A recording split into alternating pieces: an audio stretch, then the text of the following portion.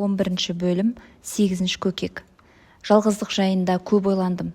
Қиындыққа да, қиянатқа да, зорлық-зомбылыққа да, жала мен бәлеге де төзуге болатын секілді. Төзуге қиын жалғыз нәрсе жалғыздық. Адам өмірі құнсызданған кедей елдерден гөрі төрт құбыласы түгел, дәулетті елдерде адамдардың өзіне өзі қол салу әрекеттері көп дейді. Себептері әртүрлі. Айықпас дерт, алданған махаббат, адасқан арман, түзелмес тұрмыс, тағы сол сияқты. Бұлардың бәрінде бір ғана жалғыздық деген ұғымға сыйдыруға болады. Дауасыз дертке шалдыққандардың бәрі өздерін өздері өлтіруге бермейтіндері белгілі. Төңірегіңде қасіретіңді бөлісетін, тіршіліктегі әр сәтіңе қуанатын қалың қауым қаумалап тұрғанда ешқашанда өзіңе өзің қол жұмсай алмас едің. Тағдырдың толып жатқан басқа да соққыларын бөлісетін жан болса, сені есеңгірете алмайды. Адамның жұлын жүйкесінің қайғы қасіретке төтеп бере алмауы, жан азабын бөлісетін жақын жанның жоқтығынан. Ондай кезде жалғыз әміршің жалғыздық. Ғашығыңдай жабысқан, түнде түсіңде, күндіз ісіңде серік болған, жатырлас сыңарың жалғыздық. Енді сенің тағдырың етегінен ұстада, о дүниенің ызғарлы да тұманды кеңістігіне сүңги бер. Ғалымдардың айтуынша, ғалам кеңістігіндегі ой жетпес алыс галактикаларда қара тесіктер, черные дыры болады екен. Осынау космостық құрдымға жұтылмайтын ештеңе жоқ. Бүкіл масса атаулы, тіпті оған тап болған сәуле де одан қайтып шыға алмайды. Жалғыздық та осындай космостық қара тесік секілді. Бойыңдағы сәулеңді, күш-қуатыңды, жігеріңді, үмітіңді, сеніміңді қайтып шықпастай етіп сорып алады. Жалғыздыққа кеткен қайратыңның 100-ден біріне қыруар ерлік жасауға болар еді. Жалғыздықтан құр сүлдері қалып, қажыған қаншама адам ерлік жасамақ түгілі қарақан басын әрең алып жүр. Жалғыздықтың өзіме тым жақын келіп қалғанын денеммен, сыздаған жүрегіммен сезіп тұрмын. Аласұрып серік іздеймін. Коридормен өтіп жатқан әркімдерге, бөлме тазалаушы мен медбикелерге де жабысып, жағдайларын сұрап, олардың өзіммен әңгімелескенін тілеймін. Олар маған таңырқай қарап, әлде мазақ, әлде сандырақ деп ұғып, жауап бермей өте береді. Аутотренингке бардым. Дәрігер қыздың үнемі бірдеңе айтқысы келіп тұрғандай, сәл-пәл түріліп тұратын сәби еріндерін көргенде көңілім аздап та болса жайланғандай болды. Бірақ ішкі беймаза сезім әлі толастамаған еді. Сеанстың өн бойында өтірік ұйықтаған болып, тіпті жұрт тарап кеткеннен кейін де қимылдамай жата бердім. Ақыры көзімді ашып қалған кезде тура қарсы алдымда айрықша бір жылы шыраймен өзімді үнсіз барлап тұрған дәрігер қызды көрдім. Оның жанарынан тараған жылы ағынға жаным да, тәнім де балқи түскен секілді. Апырмай, адамнан жұмбақ не бар екен жер бетінде? Жалт еткен жалғыз жанар жаныңа осынша қуат береді деп кім ойлаған? Алайда, оның сіз ұйықтамадыңыз ғой деген сөзі әзіл үнмен айтылса да, мені сәл-пәл абдыратып тастағандай болды. Мен өзімнің тәтті ұйқыммен жұртты алаңсыз сендірдім деп ойлағам, бірақ қыздың жұмсақ жүзі бәрін жуып шайғандай болды. Адамға көп ештеңенің керегі жоқ, тіпті ештеңенің, тек дәл осылай жылы шыраймен бір қараса жетіп жатыр, деп ойладым ішімнен. Сіз өзіңізді қинаған мазасыз ойларды маған бере аласыз ба? Деді кенет ол менің қолымнан ұстап. Абдырау сезімі маған қайта оралды. Қайтып қалай? Алақаным терлегендей болды. Қолымды босатып алдым. Ол маған мұныңыз не, көңілге келетін ештеңе деген жоқ едім ғой, дегендей реншіз наздана қарады. Тұңғиық жанары тұтас бір әлем секілді. Ондағы мейірім, инабат, әдемілік жаныңды баурап, жаураған жүрегіңді беймағлым рахатқа бөлейді. Әлгі жанар мені үнсіз жұбатқандай болады. Көңіліңізге ауыр тиетіндей оспадар қылық жасасам, ғафу өтінемін. Жаныңыз сонша нәзік пе? Сіздің ішкі ой азабыңызға дауа болсам деп едім. Жанға жаннан басқа шипа жоқ. Қараңыз менің жанарыма. Жанар ешқашанда өтірік айтпайды. Сіздің жақтан жанға жайлы бір жылы ағынның есіп тұрғанын бірінші көргенде сезіп едім, деймін мен де үнсіз. Бірақ оның кімге бақытталғанын айыра алмағанмын. Мазасыз ойлар менде тым көп қой. Оның бәрін берсем, сізге обал жасаймын ба деп қорқам. Сізді ой азабынан құтқара алсам, ол маған да бақыт. Мен селк ете қалдым. Өйткені әлгі сөз ішкі әңгімеге ұқсаңқырамайды. Құлағыма анық естілгендей. Не дедім даусымды шығарып, естіген естімегенімді анықтау үшін. Сізді ой азабынан құтқара алсам, ол маған да бақыт, деді ол айтқан сөзін қайталап. Ішкі диалог сыртқы диалогке ауысты. Маған жанармен сөйлескен әлдеқайда шынайы да түсінікті көрініп еді. Сөз көп жағдайда буалдыр екі-үшті мен үндегем жоқ. Өйткені әңгімені үнсіз жалғастырғым келді. Сізге азапты ойларымды бергенім, бүкіл тағдырымды бергенім деймін іштей ғана. Әрине, өмірде бір-ақ рет айтылатын мұндай шешуші ойларды естіртіп айту мен үшін қиын болар еді. Қабыл алдым бәрінде, дейді оның жанары әлдебір нартәуекелге бел байлағандай түрмен. Менің жүрегім үлпілдеп қоя берді. Рас па?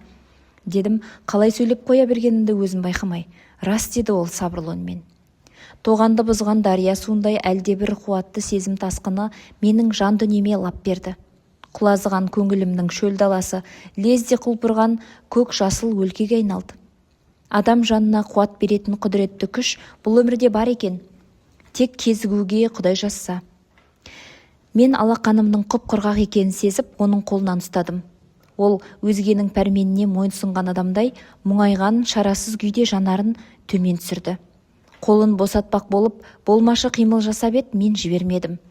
Өйткені менің бойымды билеген қуат пен сенім тым зор еді. Мен өз бойымнан әлдебір жеңіс салтанатын сезгендей болдым. Мұным әрине пенделік, өйткені осының алдында ғана жалғыздық қаһарынан қалтыраған бейшара жанға бұл қуатты оның өзі берді. Енді сол қуатты арқаланып, бұл өзінің жарылқаушысына өзі күш көрсетіп тұрған секілді. Мен оны қолынан тартып, өзіме жақындаттым. Жанға жайлы, қоңыржай жұпар иісті сездім. Оның дымқыл тартқан қолынан болмашы діріл байқалады.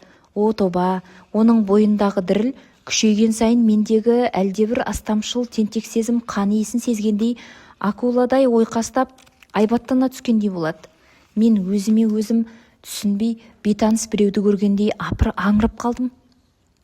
Ақыры әлгі бейтаныс біреуді танығандай болдым.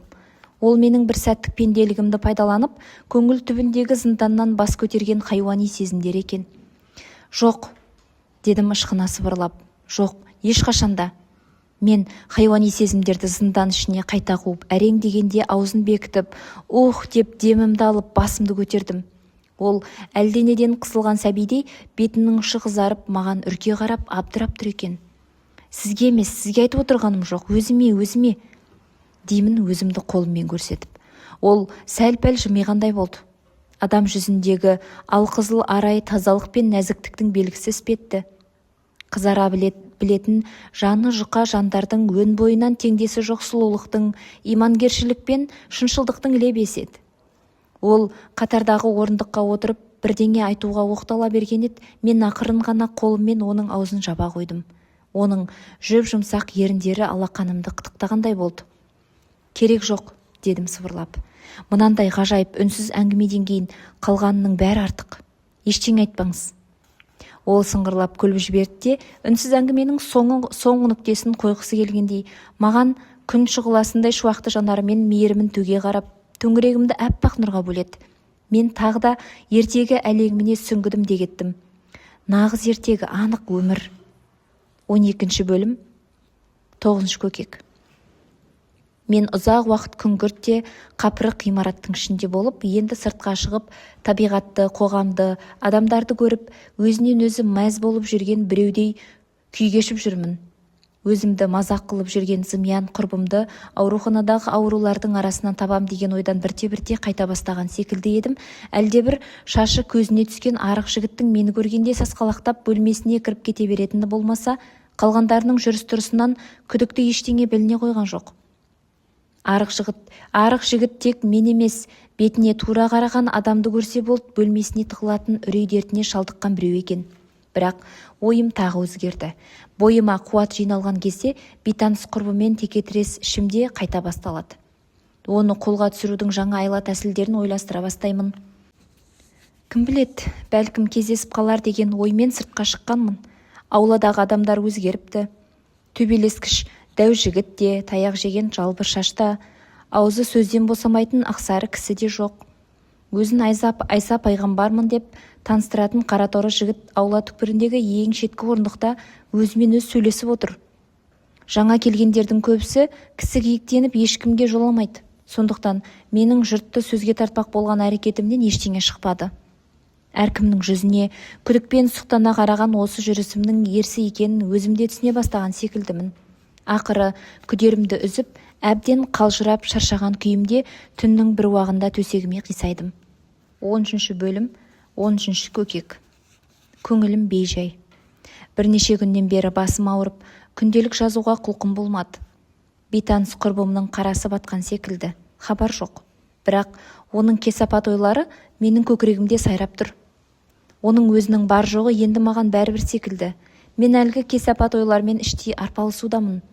Табиғат аясында көгалды жерлерді бірте-бірте құм басып шөлейтке айналдырып жатқаны секілді, мұрат тазалығы мен имангершілік деп аталатын рухани көгалды сайқал әлемнің бірте-бірте тарылтып келе жатқанын аңғармау әрине мүмкін емес.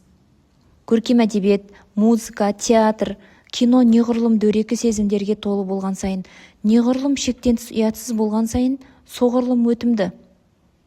Бетховенді тыңдамайтындар ең төменгі санаға арналған тұрпайы музыкаға құмырсқаша қаптайды. Шынайы да мағыналы көркем фильм жасаған режиссер бағасын ала алмай, бағы жанбай қайыршылықта жүруі мүмкін. Ал таза порнографиядан добалдап фильм жасаған шалағай біреу ақшаның астында қалып жатады, яғни арсыздық әлеміне сұраныс мол.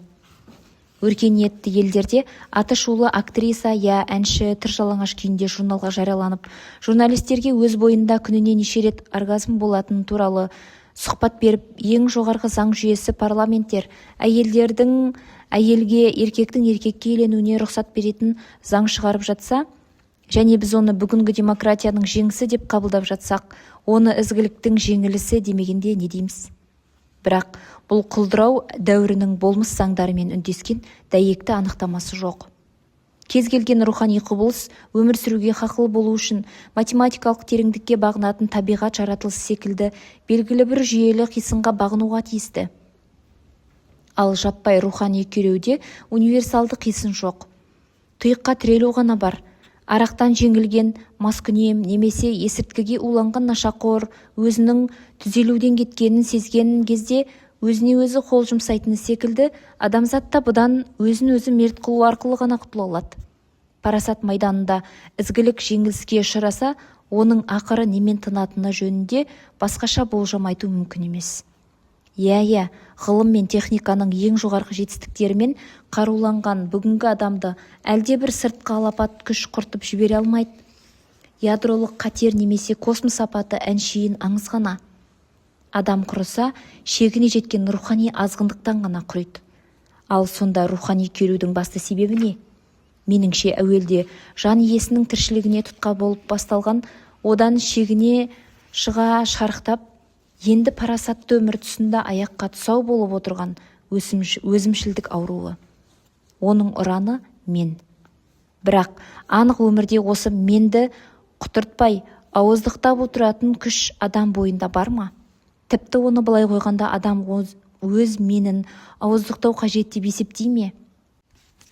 Биологтар ұзақ уақыт қабыландардың өз күшіктерінің аузынан тамақты тартып алып жейтін әдеттерін хайуани тағылық деп бағалап келген. Бірақ кейін мүлде басқа нәрсе анықталған. Қабыландардың балалары қомағай болғандықтан, сырттан біреу тоқтатпаса, тойғандарын білмей, күпті болып өліп қалады екен. Қабыланның өзі болса, генетикалық жад арқылы мұны жақсы біледі. Сол себепті артығын жегізбейді. Өмірдің барлық саласында ішетін тамақтан бастап, басқа қонған бақ дәулетте, бәсеке тартыста да, нәпсіде де қомағайлық пен ынсапсыздыққа бой алдырып, қабыланның күшігіндей қатерде тұрмыз. Қабыланның күшігін құтқаратын күшті табиғат күні бұрын ойластырылған, ал адамды құтқаратын өзінен басқа күш жоқ. Тіршілікке қажетті соқыр сезімдер қаншалықты құдіретті болғанымен, жоғары сапалы парасат әлемінде билеуші күш бола алмайды. Ең бастысы болуға тиісті емес. Бірақ адам баласы әлі де өз менін өзі қызықтап сол соқыр сезім патшалығынан шыға алмай жүрген сияқты. Егер бүкіл мендер қосылып парасатты бізге айналса, адамгершілік қағидаларын іске асыру әрине әлдеқайда жеңілдер еді. адамның рухани түлеп жаңаруына, жаңа биікке көтерілуіне кедергі болып отырған қатыгездік, күншілдік, қызғаншақтық, менмендік, астамшылдық, сараңдық, ақша құмарлық, арақ құмарлық, әйел құмарлық, атақ құмарлық секілді кесапат қасиеттердің қай-қайсының да түп тамырында өзім ғана деп емінген меннің жатқаны ешкімге де құпия емес. Тарихта іргелі мемлекеттердің құлауына негізінен басқарушылар арасындағы алауыздық себеп болған, ал алауыздықты бас-басына би болған бірігуге жандарығас мендердің өзімшілдігі тудырады. Отбасынан бақтайып ерлі-зайыптылар ажырасып жатса, оған да біреуінің я екеуінің бойындағы өзінен басқаны ойламайтын өзімшілдік кінәлі. Ағайынды екі адам немесе қанды көйлек достардың араздасып жатса, ол да өңмен деген өзімшілдіктің кесір екені даусыз. Меннің өлермендігі тұрған жерде жарасымды махаббат та, риясыз достықта, береке, бірлік те болуы мүмкін емес. Мен қашанда тойымсыз, бәрінен артық, бәрінен биік, бәрінен ықпалды болғысы келеді де тұрады. Оның бас сұқпайтын, бүлдірмейтін жері жоқ, рас, арсыздау меннің арқасында өзінің ғана емес өзгенің де несібесіне ие болып жүрген ол жабайлар жетерлік. Алайда мен жүйесі қауым талабын орындауға жарамсыз. Өмір дегенің қашанда кеменің апаты дейді Ортега и Гассет. 1912 жылғы 14 сәуірдің түнінде Ұлыбританияда жасалған Титаник кемесінің Нью-Йоркке бет алған сапарда Атлант мұхитында апатқа ұшырағаны мәлім. Өз заманындағы ең алып, ең көрнекті бұл кемеде негізінен зиялы қауым өкілдері, аса дәулетті адамдар орналасқан еді. Айсбергке соғылып, қираған кеме мұхитқа батып барады. Ажал құрсауында қалып, үрейлері ұшқан 2000-нан астам адам ессіз жанталас үстінде. Әркімнің санасында жалғыз мен. Қайтып аман қалам, қалай құтыламын? Басқаша ойлауға уақытта мүмкіндік те жоқ. Бұл табиғи құбылыс. Бірақ парасатты адам қашанда рухани әлемнің биік қағидаларымен өмір сүргісі келеді. Ол қағида бойынша сен ең алдымен өзіңді емес, өзгелерді ойлауың керек. Бұл өз бойыңдағы менге қарсы соғыс ашу деген сөз. Кеме капитаны төтенше жағдай негізінде құтқарушы қайықтарға ең алдымен балалар мен әйелдерді отырғыза бастады. Құтқарушы қайықтардың саны өте аз еді. Қайыққа отыруға ұмтылған ессіз топтың тасқынына қисапсыз ақша беріп, қайыққа отырғыз деп жалбарынған миллионерлердің арызына төтеп беру бәлкім оңайда болмаған шығар, бірақ шарттың бәрі орындалды. Құтқаруға мүмкін адамның бәрін құтқарып, бақытсыз 1000 адаммен бірге экипаж батып бара жатқан кемеде қалды. Көзі көргендердің айтуына қарағанда теңіз суы кемедегі музыканттардың тізелерінен асқан кезде оркестр тоқтаусыз ойнап тұрған. Оркестр осылайша рух мәңгілігінің гимнін ойнаған күйінде ажал құшағына енген. Кеменің капитаны мен оның экипажы өз міндеттерін орындап болғаннан кейін кемедегі қалған жолаушымен бірге қаза болады.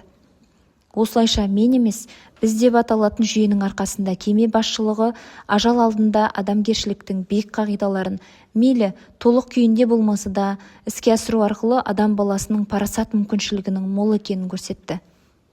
Егер сол сәтте адамдардың бәрі тек қара бастарын ғана ойлап, меннің жетегінде кетсе, кемедегілердің бәрі о дүниеге хайуан күйінде аттанған болар еді. 14 бөлім, 19 көкек. Айдың күн аманында өзім тап болған мынау беймағлұм жағдайға мен де үйрене бастаған секілдімін. Коридордағы столдың астынан кезекті хатты алғанда бұрынғыдай қорыққан да үріккен де жоқпын.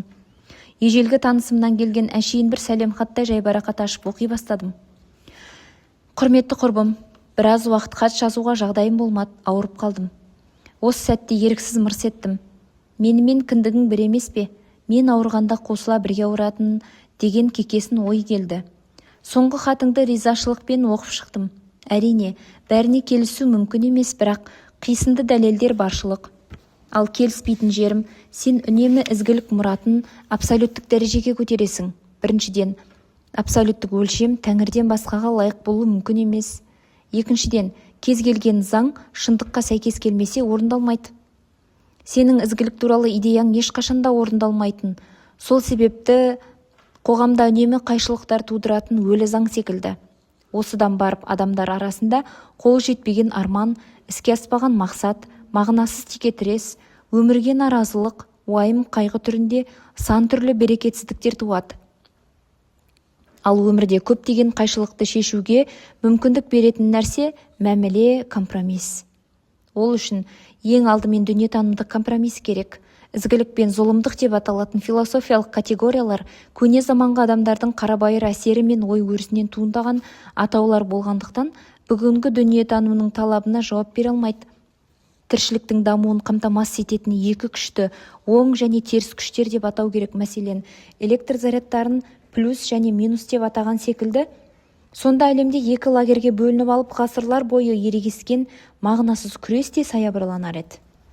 Зұлымдықтың ішкі мазмұнын бізден гөрі ертерек түсінген адамдар да бар. Француз ақыны Бодлер өзінің «Зұлымдық гүлдері» атты кітабында зұлымдықты махаббатты жырлағандай жырға қосады. Қазір мен осы кітапты құныға оқудамын. Жапондық ұлы жазушы Акутагава Рюнеско адам өмірі Бодлердің бір жолына да татымайды депті. Егер біз рухани әлемде осындай бір батыл қадамдар жасасақ, жалпы гуманизм деген түсінікке көптеген кеңшілікті өзгеріс енер еді. Есіңде бар ма? Пикассоның Монтавр сериясынан Арена деп аталатын суреті. Аренада ауыр жараланған Минотавр ұлыған қасқырдай тұмсығын көкке көтеріп, жан тәсілім қиналуда. Басы бұқа, қалған денесі адам, осы бір түрінен жан шошырлық мақұлыққа қоршаудың ар жағынан әлдекім шамасы зұлымдық деген ұғымнан әлі үрейі ұшып үлгермеген жас болу керек. Қолын созып, маңдайын сипап, аяушылық білдіруде. Жан иесіне жанашырлық деген осы. Тіршіліктің ақырғы сәтінде ышқынған Минотаврдың азапты сәтіне куә болып отырып, міз бақпай, кірпігін де қақпай сап-салқын болып отырған бүкіл қатыгез тобырмен салыстырғанда, әлгі адам өзінің табиғи мейірімі мен имангершілікке бір табан жақын тұрғанын айыру қиын емес. Осыдан келіп, яғни екі лагерге бөлмеудің арқасында жалпы жан иесіне жаны ашу деген идея туады. Сен жек көретін гомосексуалистер де осындай жан иелері. Оларға байланысты заңға өзгеріс енгізіп отырған парламенттер емес, өмірдің өзі. Сенің күнделігіңе көз жүгірткенімді осы тұста сезіп отырған шығарсың. Көптен бері тығып көрсетпей жүруші едің. Осы жолы ашық жатыр екен, оқи салғаным рас, ғафу ет. Ішінде менің де жазған хаттарым жүргендіктен екеуміздің ортақ күнделігіміз десе де болғандай емес пе? Жалпы адам баласынан жиіркенбегенің жөн. Дәрігерге аурудан жиіркенуге болмайтыны секілді, өзін ізгілік жағындамын дейтіндер де рухани жиіркеншектік көрсетуге тиісті емес. Адамзат өміріне ықпал жасаған данышпандардың ішінде де гомосексуалистер болғанын ұмытпайық. Шіркін-ай, сізбен кездесетін жағдай болса ғой. Хат күтемін, бейтаныс құрбың. Осы байғұстың маған неменеге құштар болып қалған бір құдайдың өзі білсін. Мен палатама келіп аз-кем отырып, ойларымды жинақтап алғаннан кейін кідірмей хат жазуға кірістім. Құрметті бейтаныс құрбым, кіршіксіз тазалықты талап ететін ұғымдар бар. Мәселен, махаббат, ар-ұждан, мұрат, әділдік, адалдық, тағы сол сияқты. Сәл-пәл арамдық араласқан адалдық, сәл-пәл әділетсіздік араласқан әділдік, сәл-пәл алаяқтау махаббат болмайды. Олар я бар, я жоқ. Мұны абсолют десең де демесең де негізгі мағынасы осы. Ал ізгілік мұратының табиғаты туралы өткен хатта өз дәлелдерімді толық келтірген болатынмын. Оны қайталап жатпаймын. Айтары, ізгілік мұраты күн сайын өзінің орындалуын талап етіп отыратын заң емес. Ол заң секілді жағдайға қарай өзгеріп, кезең сайын толықтырылып отырмайды. Мұрат баратын жерді емес, жүретін бағытты көрсетуші темірқазық іспетті рухани жұлдыз. Сондықтан адамның өзінің кемшілігінен туындайтын жердегі берекесіздікті көктегі жұлдыздың көрудің қажеті жоқ. Жердегі өмірді жақсарту үшін мұратты емес, адамды жөндеу керек, адамды.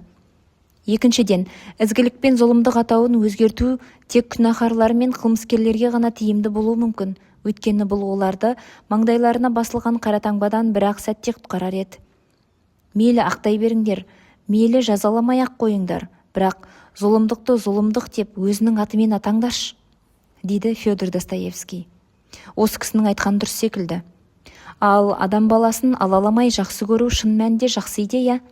Алайда өзің айтқан Минотавр зұлымдықтың символы бола ала ма?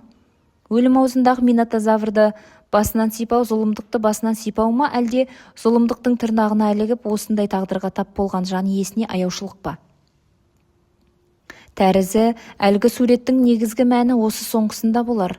Жан иесіне аяушылық осы мағынада көңілге қона алады. Ал сенің пайымдауыңа келсек, сен үшін ең негізгісі зұлымдық пен ізгіліктің шекарасының жойылып, минотаврдың емес, зұлымдықтың маңдайынан сипаса екен деген тілекте жатыр. Жіңішке аурумен ауырған адамды басынан сипау жіңішке аурудың басынан сипаумен емес, жіңішке аурудың тұтқыны болған жан иесін аяу. Күнәһармен емес, күнәнің өзімен күресу керек деген әулие Махатма Ганди. Күнәдан жиіркенбейтіндер күнәмен ешқашанда күреспейді. Адамның ар-ұятына байланысты ұғымдардың мойындалмай тіпті мүлде керісінше сипат алуы мені ұзақ ойландырды. Ақыры бір тоқтамға келгендей болдым. Мәселен, ұрлық жасау барлық елдің ұғымында масқара болып есептеледі, бірақ ұрлықтан дәм татып дәніккен адамға ол ешқандай да масқара емес. Ерінің көзіне шөп салып үйренген әйелге зинақорлық ұят емес, қолға түсуі ғана ұят. Күнәһарлық ғимаратына бір кірген соң саған тыйым салатын ешқандай ереже жоқ. Яғни белгілі бір табалдырықтан аттағаннан кейін саған әлде бір хайуани бостандық келеді. Жиіркенуден арыласың. Бәрі де бой үйренуден басталады. Темекі де, маскүнемдік де, нашақорлық та. Әлде бір қылмысқа, қара күш пе, рухани ма, бәрібір батыл қадам жасасаң болды. Әрі қарай өзінен өзі майға түскен пышақтай жылжып кете береді екен. Өйткені ар табалдырығынан аттағаннан кейін-ақ жамандыққа бой үйренеді. Табалдырықтың ар жағында тұрған адамға ештеңеге де ұят емес, ештеңеден де қысылмайды. Өйткені басқа территорияда тұр. Ол тек осыны неге ертерек жасамадым деп өкіну мүмкін. Алайда бір затты естен шығармаған жөн. Табалдырықтан аттау аттамағаннан 100 есе жеңіл. Аттау үшін үлкен күш жұмсаудың қажеті жоқ. Ішкі жеңілтек, яғни хайуани сезімдеріңе ерік берсең болды. Ал аттамау үшін үлкен қайрат керек. Маскүнемнің арақты, нашақордың есірткіні қою үшін жұмсайтын жігеріндей жігер керек. Ондай жігерің болмаса, табалдырықтан аттай салғанда тұрған ештеңе жоқ деп өзіңді өзің алдап, жұбатқаннан басқаға шаман келмейді. Олай болса, адамгершілік деген қалаған кезде кіре салатын есік ашық тұрған иесіз үй емес, үлкен рухани жігерді, төзімді қажет ететін шартты қатал, кіру қиын, сәулетті ғибадатхана. Ал қиындыққа төздіретін, жігеріңді құм қылудан сақтайтын жалғыз нәрсе өмірге рухани мән мағынаны ізгілік қана бере алатынын арыңмен, жаныңмен сезінуі ғана. Жиіркенбеу керек депсің құрбым. Жиіркеніш сезіміңді жұртқа сездіру, сездірмеу этика мәселесі, бірақ оның дәрігердің де, дәрігер еместің де бойында бар екені даусыз. Ар мен ұяттың тазалығы барда, дүниедегі лас нәрселерден жиіркенбеу мүмкін емес. Сол сезіммен сенің де айырылып қалмауыңды тілеймін. Бейтаныс құрбың. Мен хатымды жазып болған соң, өзімнің дұрыс жауап қайтармағанымды тексеру үшін бейтаныс құрбымның хатын қайта бір көз жүгіртіп оқып шықтым. Байқағаным, хаттың негізгі түйінін шынында да аңғармаған секілдімін. Оның ойынша, гомосексуализм өмір сүруге хақылы қоғамдық құбылыс, сондықтан одан жиіркенуге болмайды. Сізбен осы кезде ғайыптан пайда болған бір күдікті ой маған тоқ соққандай әсер етті. Астапыралла, мынауыңның өзі, мен білсем, гомосексуалист. Неге беңзеп отырғаны белгілі. Бұған дейінгі қисық-қыңыр ой-пікірлердің бәрі де осының ақтауы немене? Ара мен адалды бір тұсқа құйып, сапырған қойыртпағын неге маған өткізе алмай жүр десем, бұрынғы хаттардағы көңілге секем алдыратын құйтырқы сөздердің бәрі анталап көз алдыма келгендей. Ойлаған сайын, өткенді пайымдаған сайын, ашқан жаңалығымның ақиқат екені анықтала түседі. Осынша күш-жігерді, ақыл-ойды сарп етіп, жүректі жаралап, жан алысып, жан беріскен арадағы айтыстың аяғы осыған келіп тірелер деген ой, үш ұйықтасам түсіме кірмес еді. Бұл тіпті мен күтпеген оқиға болды. Бейтаныс құрбымның мына пиғылы менің жанымды қорлады. Әлде бір жиіркеніш сезімінен жүрегім айнып, лоқсығым келетін секілді. Барған сайын найсаптанып, озбырланып келе жатқан бейтаныс құрбым ақыры менің намысымды оятқан секілді. Кездесуді қалап тұрса, неге кездеспеске деймін, өзімді өзім үгіттеп. Мен қорқатын ештеңе жоқ. Мақсаты күмәнді, пиғылы жат жандар жүрексінсе. Мен бейтанысқа жазған хатымның соңына мынадай сөздерді қостым. Ертең кешкі сағат 8:30-да подвалдың шаруашылық бөлімшесі жанында күтемін. Хатты келісім жерге апарып тықтым. Ертеңгі кездесер сәтті асыға күтетін секілдімін. Көруім керек деймін, әлденеге тағатсызданып. Көрмеген жаудан қауіпті жау жоқ. 15 бөлім. 20 көкек. Дәрігер маған әлде қандай ыстық укол тағайындады. Медбике мазасыздау жан болатын. Укол салғанша маған қайта-қайта қорықпаңыз. Қазір денеңізде ыстық толқын пайда болады. Тек қорықпаңыз. Міне, қазір. Деп менің үрейімді ұшырып, ақыры қысымым көтеріліп кетті ме, тынысым тарылып, жанымды қоярға жер таппадым. Өліп барамын дегенді әрең айттым. Медбике зәресі ұшып, жүгіріп барып бір әйелді шақырып келді. Екеулеп жүріп, маған тағы 2 укол салып, тақтай орындыққа шалқамнан жатқызып қойды. Жарты сағат шамасында қалпыма келгендей болдым. Тіпті бір шама көңілім көтеріліп, есімнен қалай танғанымды есіріңкіреп айтып, өзім мазақ қылып, медбикелерді күлдіре бастадым. Бірақ олар менің бір жолы айыққаныма толық сене қоймаған тәрізді. Мені палатаға апарып жатқызып, бүгінше төсектен тұрмауымды өтінді. Түске қарай дәрігер келді.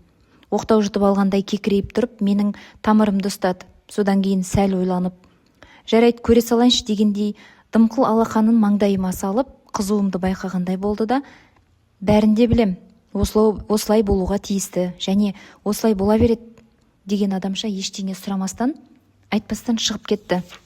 Түскі астан кейін көзім ілініп кеткен екен, түс көріппін. Ішінде халық ығы-жығы үлкен бір ғимараттың ішінде тұрмын. Жұрттың бәрі әлдеқандай бір кезекте тұрған секілді. Мен де тұрғым келіп, кезектің соңын іздейм. Соңы жеткізер емес. Сыртқа шықсам, кезекте тұрғандардың тізбегі қаланың сыртынан әрі асып кетіпті. Қалайда соңын көргім келіп, үйдің төбесіне шығамын да айран асыр болып тұрып қалам. Кезекте тұрған қарағұрым халықтың легінде тіпті шек жоқ. Көздің нұры жетпейтін көкжиектен әрі асып, әлдебір тұманды кеңістікке сіңіп кеткен. Зәрем ұшып жерге түсем. Мына кезекке қалай тұруға болады, деймін әлдегімнен. Ой, бұл кезектің соңына ешкім жеткен емес. Көбісі кезектерін баласының баласына қалдырып кетеді, дейді әлдегім. Не істерімді білмей ғимараттың ішіне қайта кірем. Кенет, әй бауырым, деген жұмсақ үнді естеймін. Жалт қарасам, көзі күлімдеген еңкіштеу егде кісі. Сен мұны таста, бұдан ештеңе өнбейді, бер жүр, дейді. Түрі таныс секілді, бірақ тани алмайым. Тұрған жұрттың ара-арасымен өтіп, қабылдау бөлмесінің ішіне кірдік. Шамасы ішке кіргеннен кейін кезек әртүрлі кабинеттерге бөлінетін секілді. Менің кезегім осы жерде, осында отырып күт, деп әлгі кісі шығып кетті. Күтпеген бақыттан қуанышым қойныма сияр емес. Осы кезде ал жақсы кірдім. Сонда не айтуым керек деген ой келеді басыма. Шынында да не айтарым белгісіз, тіпті кезекке не үшін тұрғанымды өзім білмейтін секілдімін. Қапият болатын болдау, деймін іштей ыңғайсызданып. Осы арада не болғаны есімде жоқ. Әлден уақытта қарасам, кіретін есікте жазу отырған өзімнің аты жөнімді көрем. Түкке түсінбей, мынау менмін ғой, шырағым-ау, деймін хатшы қызға жазуды көрсетіп. Сіз болсаңыз қайтейін, кіріңіз онда өзіңізге, дейді. Қыз безбүйректеніп. Мен жүрексіне орнымнан тұрам. Кім болуы мүмкін ар жағында? Артымда тұрған көп халықтың ішінен не де болса тәуекел кір деген сыбырды естеймін. Іле-шала, қой бірдеңені бүлдіріп аларсың, байқа, ойбай, байқа, деген сыбыр тағы естіледі. Тәуекел деп есікті ашып ішке кіріп келгенде, астапыралла, екі көзін менен алмай, өзіме қарай ақырын жақындап келе жатқан өзімді көрем. Біртүрлі түрі суық, денем тітіркеніп шегіне берем. Ол онан сайын жақындай түседі. Бетіме демі тиеді, қолыма қол тиіп еді, өліктің қолындай мұп-мұздай екен. Айқайлаған өз даусымнан шошып ояндым. Бірінші көргенім қарсы алдымда тұрған медбике. Мені оятпақ болып қолымнан ұстапты. Қолын мұздай суға жуған ба, сұп-суық. Кешіріңіз, дейді қысылып. Сізді шошытып алармын деп ойламаппын. Шайды бөлмеңізге әкеліп едім, суып қалмай тұрғанда ішіп алыңыз. Рахмет, деймін медбикенің мұздай қолын жібермей. Мынандай жайсыз түстен кейін оянып, қайтып оралатын анық өмірдің барлығы, онда сені Медбикенің шай әкеліп күтіп отыратыны қандай жақсы деп ойлайтын секілдімін. Кешке қарай ауа райы бұзылып, аздап жаңбыр жауды. Одан кейін жел тұрып, ауланың ішін астан-кестен қылды. Кешкі кездесуді ойлаған менің де жансарайым ұйқы-тұйқы. Уақыт жақындаған сайын тағатым қашып, мазасыздана түсемін. Кешкі асты ауыз тиіп қана қайтардым. Қанша зорлансам да батпады. Бөлменің ішін әрлі-берлі кезіп, коридорға шықтым. Одан сыртқа қайта шығып, шаңы бұрқыраған аула ішінде жалғыз өзім ұзақ жүрдім. Өзімді өзім арбап, күшіңді жи, жігерлен, басыңды көтер деп арасында сыбырлап қоям. Осылай қанша жүргенім есімде жоқ. Әлде үрейге бойым үйренді, әлде өз ішімнен бір қуат таптым. Әйтеуір беймәлім бағыт қалып қашқан көліктің басын тартып тоқтатып, есімді жиғандай болдым. Өзімнің кездесуге дайын екенімді сездім. Сағат 8:30-да подвалға түстім. Мына қырсықты қараш, киім-кешек, төсек орын, шаруашылық жабдықтары сақталатын бөлмелер жайшылықта жарқырап тұратын. Шамасы шамдар жанып кеткен. Коридор қап-қараңғы. Мына жағдай мені тіпті абыржытып тастады. Отыратын орындығы бар секілдет, оның қай жерде екенін бір Құдай білсін. Мұны білгенде бұл жерге келуге уәде байласпайтын едім. Әдейі істеп жүрген өзі емес пе екен деп іштей бейтаныс құрбымнан қауіптеніп қоям. Кенет әлде бір тықырды естігендей болдым. Жүрегім зу ете қалды. Соның өзі. Қабырғаға арқамды тіреп тыңдадым. Дыбыс шыққан жаққа ақырын жылжып келем. Коридордың кей тұстары ала-көлеңке. Бірдеңелерді аңғаруға болады. Шамасы сырттан жарық келетін шағын терезелер болу керек. Кенет тықыр мүлде басқа жақтан шыққандай болды. Бейтаныс құрбым мені әбден мазақ қылып жүрген секілді. Тықырдың әр жерден естілуі тыйылмады. Ақыры шыдай алмай, өз даусымнан өзім қорқып тұрсам да, барынша сабырлы болуға тырысып, «Мен бәрін де біліп тұрмын, сен осындасың», дедім даусымды көтеріп. Коридор ішінде даусым күңгірлеп, онан жаман қорқынышты естілді. «Кездесетін күн болса беп тілеп едің міне, одан әрі келдім» деген сөзді айтып едім. Демім бітіп, үнім шықпай қалды. Бар қуатымды жиып, «Келдім», дедім. Даусым тым қатты шығар деп ойлаған жоқ едім. Өз айғайымнан өзім шошып кеттім. Ешкім үн қатқан жоқ. Қабырғаны сипалап ақырын жылжып келемін. Тықыр естілмей кетті. Тас қараңғы бұрыштан сәл-пәл қара көбеңдеу тұсқа шықтым. Кенет дәл қасымнан әлдегімнің бейнесі көлбең ете қалды. Тұла бойым түршігіп, айғайлап жібердім. Одан кейін қалай құлаштап ұрғанымды өзімде сезбей қалдым. Сезгенім қолымның әлдебір қатты затқа тиіп, іле-шала салдыр-гүлдір етіп сынған әйнектің жерге шашылғаны. Қараңғы коридордың ішінде жүремнен отырып есімді жинадым. Ұрғаным қабырғадағы айнаға түскен өз бейнем болып шықты. «О, Тәңірім, осынша азапқа салғандай не жаздым?» дедім қинала күбірлеп, көзіме жас келді. Қолымның жарақаты жанға батып, орнымнан тұрдым. Қираған айнаның сынықтары аяқ астында шақыр-шұқыр етеді. Мең-зең күйде қабырғаға қайта-қайта соғылып, келген ізіммен жоғары көтерілдім. Палатама кірген кезде мені күтіп тұрғандай іле-шала Медбике де кірді. Мені көріп, «Ойбай, не болды?» деді шошынып. «Есік алдында сүрініп құлап қалдым», дедім ішімнен басқа біреу сөйлеп жатқандай бөтен үнмен. «Түріңіз боп-боз ғой, қазір дәрігер шақырайын». «Жоқ», дедім әрең дегенде үн қатып. Өйткені осы кезде әбден қалжырап шаршағаным сонша, бойымдағы әл-қуат ең соңғы бір талшыққа ілігіп тұрғандай көрінді. «Шақырмай-ақ қой», терең дем алып, келесі сөзді айтуға күш жинадым. «Қолымды байлап беріңіз». Медбике жүгіріп шығып кеткен. Ақыры кезекші дәрігерді ертіп қайтып келді. Дәрігер қан қысымымды өлшеп, жүрегімді тыңдап, әлдебірдеңелерді менен сұрайтын секілді. Медбике жанталасып дәкемен қолымды орап байлап жатыр, бірақ мен олардың ешқайсысына да мән берген жоқпын. Өйткені мұның бәрі менің жан дүниемде болып жатқан оқиғаларға түк қатысы жоқ, мағынасыз бірдеңелер еді. Дәрігердің маған укол тағайындағаны, берген ақыл кеңестері, Медбикенің құйрығымнан шапалақпен ұрғандай сарт еткізіп ине шанышқаны, осының бәрі маған басқа біреудің басында болып жатқан оқиғадай көрінді. Шаршағаным соншалық, дәрігер мен Медбике кетісімен өзімнің қалай ұйықтап кеткенімді сезбей қалдым. Оянсам, түнгі сағат 11-ден кетіп барады екен. Қатты ұйықтағаным сонша, Қайдан келіп, қайда тұрғанымды есіме әрең түсірдім.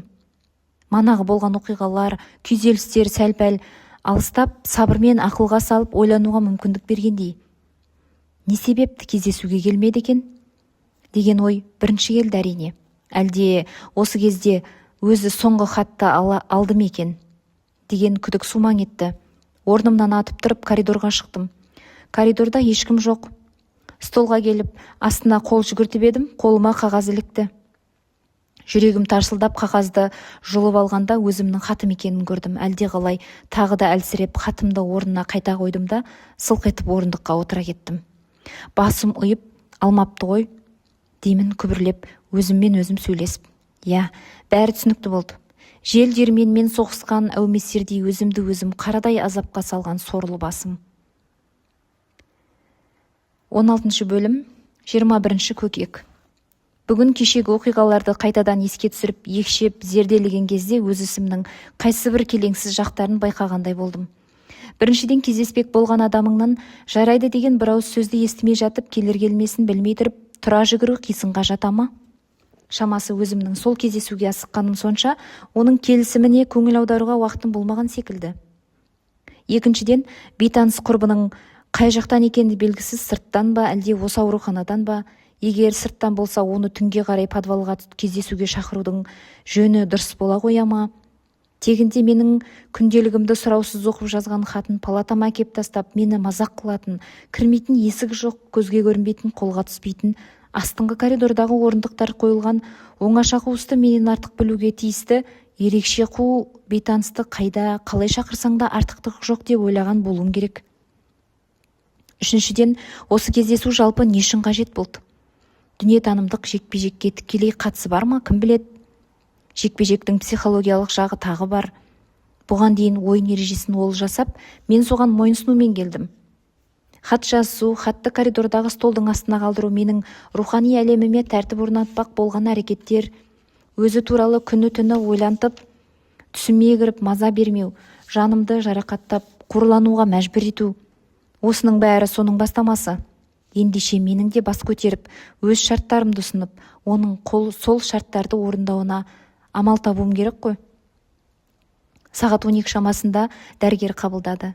Ештеңе айтып та, сұрап та жарытпайтын оған мен де ештеңе айтқан жоқпын. Екеуміз үнсіз отырмыз. Әлден уақытта көңіл күйіңіз қалай? Деді жол жөнекей, сәлематсыз ба дегендей бір үнмен. Турасы, сәлематсыз ба адамға қойылатын анық сұрақ, амансыз ба, деніңіз сау ма деген ұғымды білдіреді ғой. Бірақ осы сөздің әшейін рәсімге айналып кеткені соншалық оған ешкім «Я сәлематпын» деп жауап беріп жатпайды. Керісінше, екінші жақта «Саламатсыз ба» деп кері сұрақ қойып, оған жауапта күтпестен өтіп кете береді. Қысқасы, дәрігердің әлгі сұрағы осыған ұқсас бірдеңе болғаннан кейін мен де жауап берген жоқпын. Біраз отырғаннан кейін ол маған «Барып демалыңыз» деді. Мен шығып кеттім. Палатаға келіп, бейтаныс құрбымның хаттарын асықпай қайта-қайта бір оқып шықтым. Ойлап отырсам, оның алғашқы хатын алғаннан бері арада тұтас бір ғұмыр өткен секілді. Өз бойымнан әлдебір өзгерістерді байқаймын. Әрине, мен өз мұратымнан ешқашанда бас тартқан емеспін.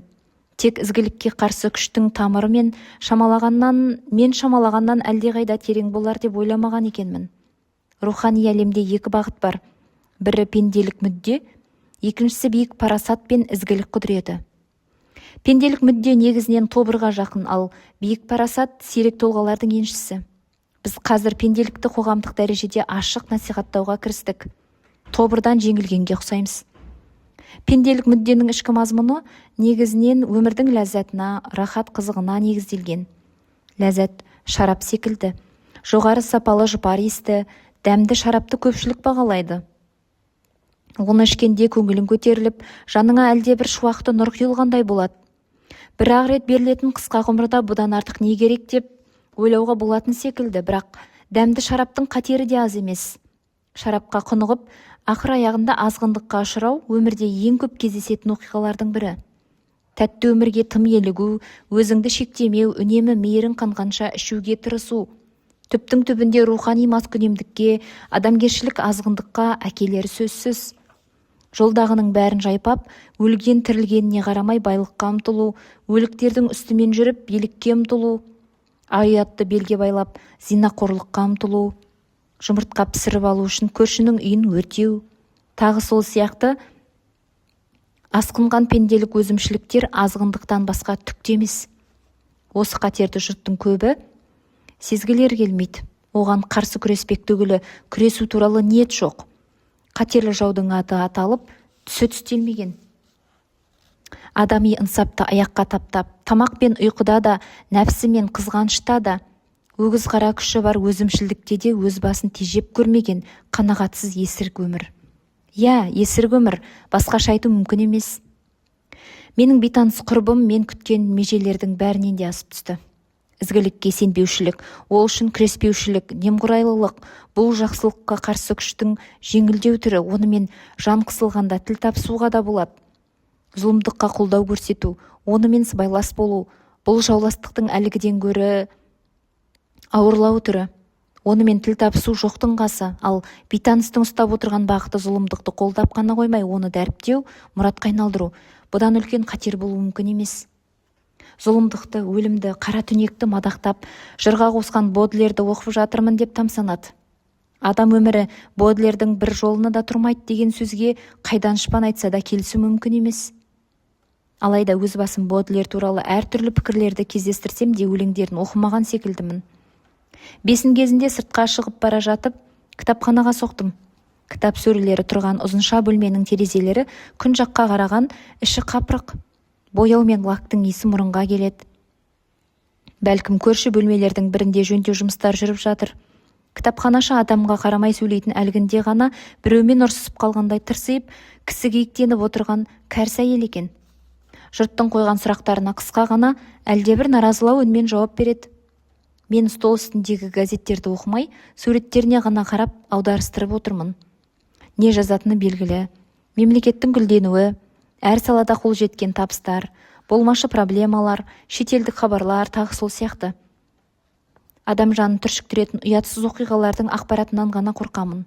Өйткені одан кейін ұзақ уақыт жеркеніш сезімінен арыла алмай жүресің ғой. Әлден соң, сіздерде Бодлердің өлеңдер жинағы бар ма? Деп басымды көтердім.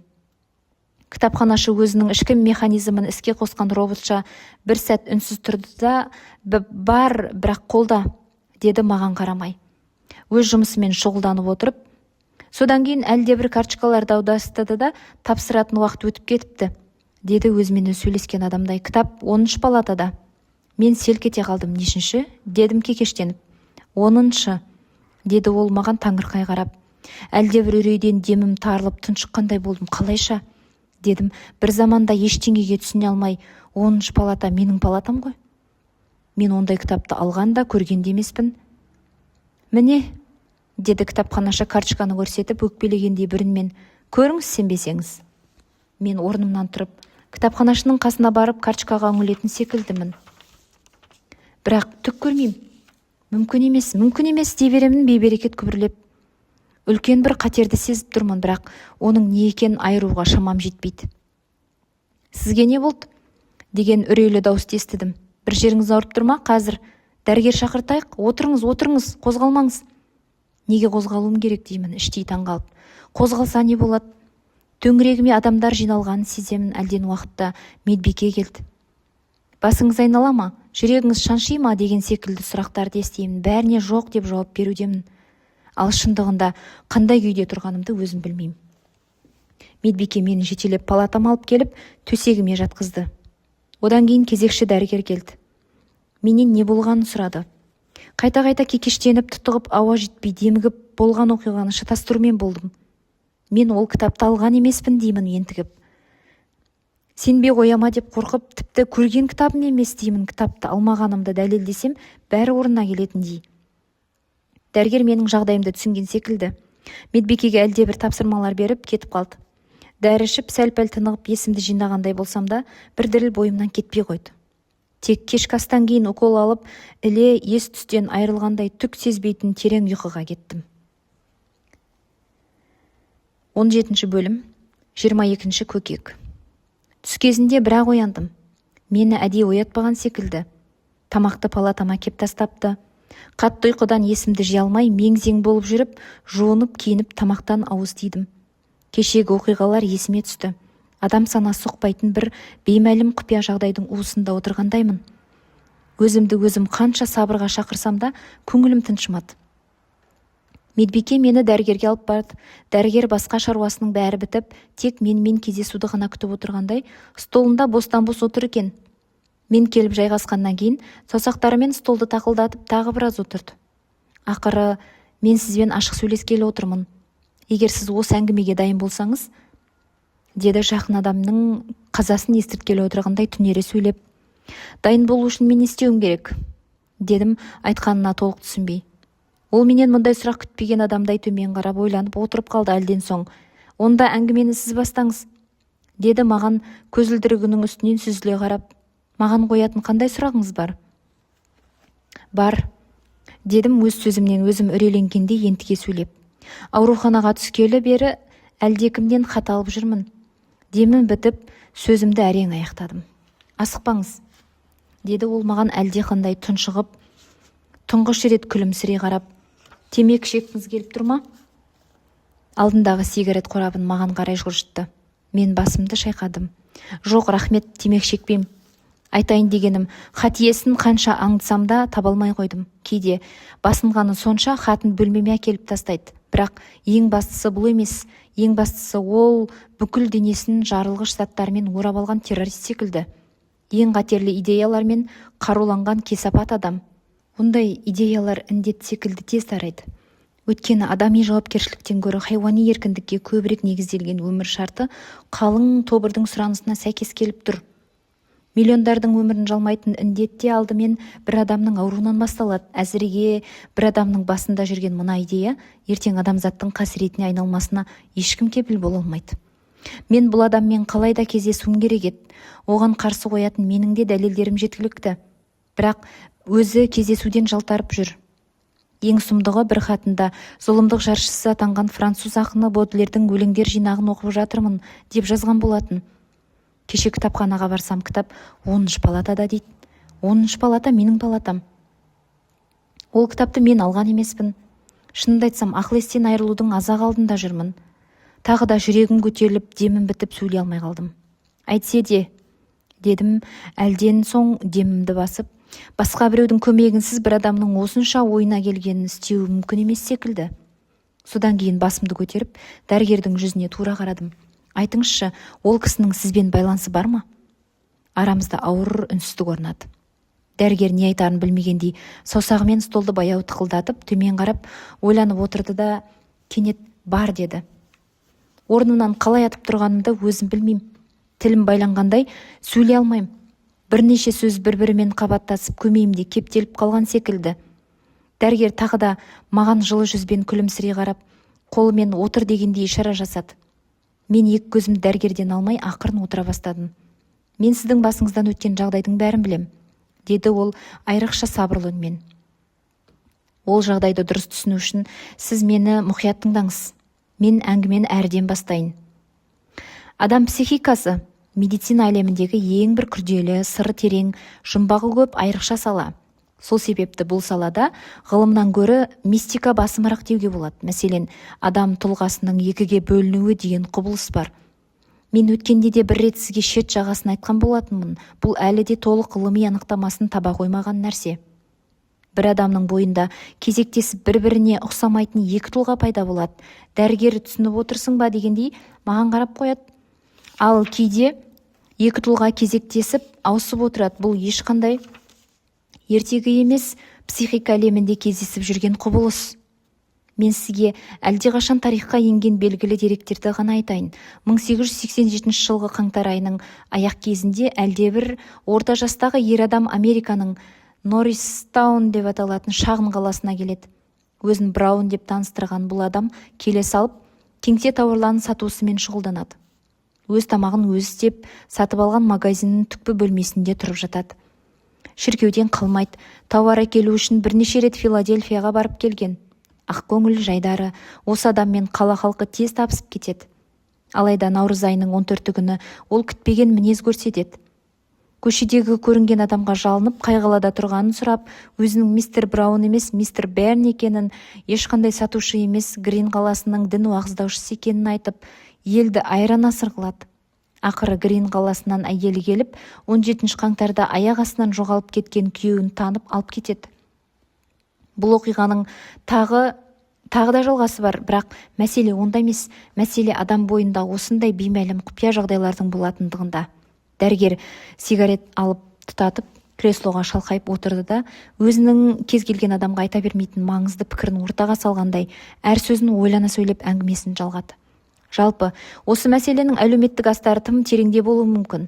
Өйткені мұндай құбылыс медицинада негізінен патология саласына жатқанымен, сау адамның жан дүниесінде де осыған ұқсас жағдайлар аз емес. Өзінің табиғатына, мінез-құлқына жат әрекет жасап қателескен адам мені шайтан түртті, немесе шайтан азғырды, қара басты деп өкінер еді. Ал бұл шын мәнде адам бойындағы екінші қосарлас тұлғаның билікті сенен уақытша тартып алуы. Ал ашығын айтсақ, біз бәріміз де екіге бөлінген тұлғалармыз. Ішімізден жоқ деп отырып, сыртқа иә деп келісе салатын болсақ, жек көріп отырып жақсы көрем деуге үйренсек, өзің сенбей отырған жалған істі сыртқа шындық ретінде қолпаштап, қолдап отыратын болсақ, осының бәріміздің қос тұлғаға айналғанымыздың белгісі немене? Немесе кішіпейіл ізетті адамның не байығанда, не үлкен билікке қол жеткізгенде өркөкірек, дөрекі мүлде басқа адамға айналуы, және сол адамның өзінен жоғары бастықтың алдында қайтадан кішіпейіл ізетті адамға айналуы да әлгі айтылған құбылыстың бір түрі. Мұны екіжүзділік дейсіз бе? Әлде тұлғаның екіге бөлінуі дейсіз бе? Одан ештеңе өзгермейді. Дәрігердің жүзінен әлдекімге деген жек көрініш сезім байқалғандай болды. Кіржиіп отырып темекісінің күлін түсірді де, кіммен сөйлесіп отырғаны есіне түскендей маған қарап әңгімесін жалғады. Лев Толстойдың «Тойдан кейін» деп аталатын әйгілі әңгімесі есіңізде шығар. Той үстінде бишілігімен, бекзаттық қалпымен, зиялы мәдениетімен көзге түскен егде полковник дәл сол күні таң алдында қатыгез найсап жендет күйінде тағы да көзге түседі. Бір адам ішіндегі екі адам дегенің осы емес пе? Мен шыдай алмай дәрігердің сөзін бөлдім. Жақсы, айтқаныңыздың бәрімен келісейін, бірақ осының бәрінің мен қойған сұраққа қатысы қанша? Қатысы тікелей, деді ол бұрынғыша бойын тікстап, маған қадағыла қарап. Мен адам бойындағы қос тұлғалықты бекер айтып отырған жоқпын. Сізбен бір айға жуық уақыт хат жазысқан бейтаныс адам ешқайдан келген жоқ, ол өзіңіздің ішіңізде. Не деп тұрсыз? Деймін дәрігерге сөзін толық түсінбей. Сіз әр 3 күн сайын, кейде 4 күн салып, таңертең басқа бір адам болып, яғни бейтаныс құрбы болып оянасыз. Құрбыңыз мына сізге қарағанда ашық, жайдары, бейімделгіштеу екен. Бұл жағдайды ол сізден бұрын білді. Сізбен хат жазысып танысу жөнінде шешім қабылдаған өзі. Біз сізді шошытып аламыз ба деп қорықтық. Сол себепті айта алмадық. Енді шегінетін жер қалмады. Сондықтан сабыр сақтап өзіңізді ұстай білгеніңіз жөн. Алайда жан дүниемді қалтыратқан үрей тасқыны тағы да басталды. Үлкен апаттың жақындап қалғанын сезіп, өзімді қанша жігерлендірмек болсам да, осынау кесапат идеялар менің өзімнің ішімде екен ғой деген ой келгенде, одан әрі шыдауға менің сорлы жүйкем шыдамады. Есімнен танғанымды, есімді жиған кезде бірақ білдім. Қолқамды күйдірген ащы естен басымды шайқап, қашқан боламын. Әлдегім мүсәтіріс бетін танауыма тықпалайды. Терезені ашыңдар деп айғайлайды дәрігер біреулерге. Өзі анда-санда шапалақпен бетімнен ұрып қояды. Ақыры есімді жидым. Мені медбике палатаға кеп салды. Бұдан кейінгі оқиғалардың бәрі маған буалдыр түс секілді.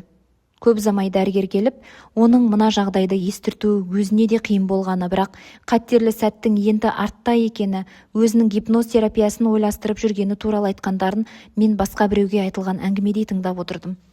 Тек менімен айтысып жүрген бейтаныстың міндетті түрде таңертеңгі ұйқыдан оянған кезде ғана пайда болатын ерекшелігін айтқан кезде үрей дауылы қайта көтеріліп тынысымды тартылғандай болды. Ол енді қашан пайда болады? Дедім соңғы сөзім демім әрең жетіп. Бүгін 4-ші күн бе? Деді дәрігер төбеге қарап ойланып. Содан кейін әлдеқайдан растаған хабар алғандай. Онда ертең таңертең. Деді, онсыз да белгілі ғой дегендей соңғы сөзін айтпастан маған қарап. Мен шошынғандай әрі таңырқағандай деген бір дыбыс шығаруым керек еді, бірақ қатты ентіккеннен демім таусылып үнім шықпады. Таңертең мүлде адам басқа болып қалай оянатынымды ақылға сыйдыра алатын емеспін. Кешкі тамақтың бетіне қарауға зауқым болмады. Түннің бір уағында палатама аутотренинг жүргізуші дәрігер қыз келді. Кезекші екен.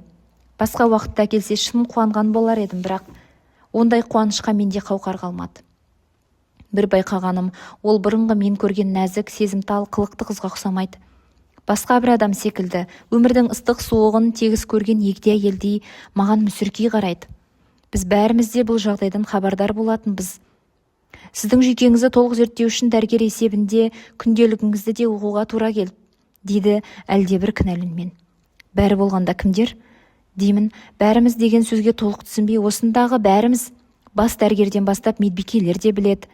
Менің жүзімнен әлдебір жайсыздау рең байқағандай, енді мұндай жағдайды бәрі білмеуі мүмкін емес қой, деді ақтала сөйлеп. Мен өзімнің тәжірибе жасалған көжекшек секілді осындағы көрінгеннің ермегіне айналғанымды сездім. Сіздің бойыңыздағы қасірет әрине ауыр жағдай, деді ол қаймыққандай үнмен. Бірақ мен өз басым сіздің күнделігіңізбен танысқан кезімді өмірімдегі ең үлкен оқиғаның бірі деп білемін. Шынайы тазалық. Бұл өмірде онсыз да құлағалы тұрғандай көрінеді. Бәлкім, оны құлатпай тұрған сіз секілді санаулы адамдар шығар. Егер мүлде жалғыз қалмаған болсаңыз, мен сізге де әулие қасиеттердің бар екеніне де сенем. Тіпті әулиелік аномалия болсын. Бірақ жер бетінде миллиондардың ішінен екі бас бірденелі кембағалдарды туып жатады ғой. Ең болмаса сол табиғат заңына қайшы кембағалдар құрлы дүниеге келуге хақысы жоқ па? Мен оның айтқан сөздеріне аса үлкен мән бере қойған жоқпын, өйткені ойыма онымен үнсіз сырласқан сәттер ғана орала берді. Маған қазіргі сіз емес, мені азапты ойлардан құтқармақ болған, менімен үнсіз сырласқан сіз ұнайсыз, дедім әңгімені басқа арнаға бұрып. Сіз қазір тым ақылды, тым пысық, тым білімдісіз. Мен сіздерге зерттеу объектісі ғанамын. Бәріңіз де мені қорлап отырсыздар. Менімен сырласқан сіз жоқ. Сондықтан ол кісі менің жан сарайымда, деді ол көкірек тұсын қолмен ұстап. Мен онымен өткендегідей үнсіз сөйлескім келіп, оны қашан көруге болады дегенді жанарыммен білдірген болдым. Ол менің сұрағыма түсінбеді. Мен оны сағынатын боламын дедім тағы да үнсіз. Ол естімеді. Мен торығып жерге қарап үнсіз қалдым. Біз бәріміз де басқа адамға айналдық, деді. Ол бір кезде даусы қарлығып, сәбилік періште күйін сақтап қалған ешкім жоқ. Шайтанға жанын сатқан Фауст секілді өмірдің пендешіл қағидасына арын сатқан миллиондаған жандардың біріміз. Рас, арагідік бір кездегі кіршіксіз сәби көңіл шырылдап бой көрсетеді. Оны тіпті сағынатын кездеріміз бар, бірақ оған бұл дүниеде орын жоқ екенін қынжыла отырып мойындауға тура келеді. Апырау, солай әулием. Оның қалтыраған үнінен селк етіп басымды көтергенде көзіндегі жасты көрдім. Апырау, төңірегім бұлдырап көрінбей кетті. Ол орнынан көтеріліп әрі-сәрі тұрды да сөзінің соңын кейін айтпақ болғандай үн-түнсіз шығып кетті. Ол кетісімен ауыр минуттар басталды. Бөлме ішінде сенделіп жүрмін. Есіктің қасындағы айнадан өзімді көрдім. Көптен түрімді көрмеген екенмін. Көзімнің алды күлтілдеп, қабағымның арасына тік сызық әжім түсіпті. Кенет әлде қалай денем дір ете қалды. Өз көзіме қадалып қараған сайын ар жағынан басқа біреуді көретін секілдімін. Жүрегім атқақтап айнаны аудара салдым. Шамды сөндіруге қорықтым. Сөндірсем болды, бөлме ішінде жүрген тағы біреу енді менің кезегім келді, орынды босат дейтін секілді. Дәрігердің таңертең басқа адам болып оянасыз деген даусы құлағыма естілгендей болды. Менің арым мен жанымды қорлаған зұлымдық ертең менің бойымнан оянбақшы. Жоқ, дедім ышқынып. Жоқ, ешқашанда. Сәл тыныстап ентігімді бастым. Арқа сатын жөке орамал сабынымды алып коридор түкпіріндегі ваннаға бардым. Түнге қарай ванна бос тұрады. Денемді жөкемен ысқылап, жуынып, тәнімді тазарттым. Жуынып болған соң ваннаны шайып, ыстығын басымда ұғылып, су ағыздым. Палатаға келіп, сақал алатын алмастың біреуін жалаңаштап, қасыма қойдым. Көңілімде өкініште, реніште жоқ, тек ойға алған мақсатты тезірек орындасам деген жалғыз тілек. Қазір ваннаға түсіп, білек тұстағы күре тамырды алмас жүзбен ақырын ғана қиып жіберем. Ар жағы қиын шаруа емес. Су ыстығырақ болса, қиылған тамырдың өзі ауырғаны аса сезілмейді. Бірте-бірте маужырап, бірте-бірте әлсіреп, жарық дүниеден алыстай бересің. тек қанды көріп жүрегім көтерілмес үшін көзімді жұмбауым керек. Содан кейін боқ дүниені боққа былғай түспек болған кесапат бейтаныс сен де қайтып оянбайтын мәңгі ұйқыға кетесің. Амал жоқ, сенің арам өліміңе ортақ болдым. Тағдырдан ешкім қашып құтыла алмайды. Ойым бар менің ерекше. Жақсылық жауып, дүниені мынау селт етсе. Жауыздықтардың, жамандықтардың барлығын көрге алып кетем керексе. Адамның бүкіл айыбын арқалап алып, азабын өзім көререм. Жамандық басқан денемен жандырып жатқан, тоңдырып жатқан тамұққа жамандығымен төнерем. Бүкіл дүние жамандықтарын артыңдар маған көтерем. Қарзым болса өтеген, жауыздық біткен менімен ғана бірге өлсе, бүгін-ақ өліп кетерем. Армансыз барып, көрімнің аузын жапқасын, дүниедегі тірілер жамандық іздеп бақпасын. Жауыздық жатқан, арамдық жатқан көрімнің қақпасын келіп қақпасын. Күнделік осылай ақын Мұқағали Мақатаевтың ең ауыр өлеңдерінің бірімен аяқталды. Тазалықты тәңірі тұтқан қорғансыз жанның одан арғы тағдыры маған беймәлім. Ғайыптан ғайып, тірі жүрген болса бағы жансын, ізгілікке деген сенімнен айырыла көрмесін. Адам баласының жетім сәуледей сығырайған үмітін жақсылықпен жалғап әуре болған әулие жан қайда жүрсе де аман жүрсін. Ал егер ол бұл дүниеде жоқ болса, онда амалғанша иманы саламат болғай. Әумин. Құрметті тыңдарман, құрметті оқырман, әрбір адамның ішінде жүрегі мен ақылы қарсыласып, бір ойы бір ойына қарсы келетін құбылыстар көп кездеседі деп ойлаймын. Біздің таңдауымыздан, қалауымыздан тыс болып жататын дүниелер болса, қорықпаңыз әрине. Парасат майданында ізгілікке ұмтылғандар ғана күреседі. Шығарма ұнаған болса, лайк басып, пікірлеріңізді жазып, каналға тіркеле отырыңыздар. Баршаңызға сәттілік тілеймін.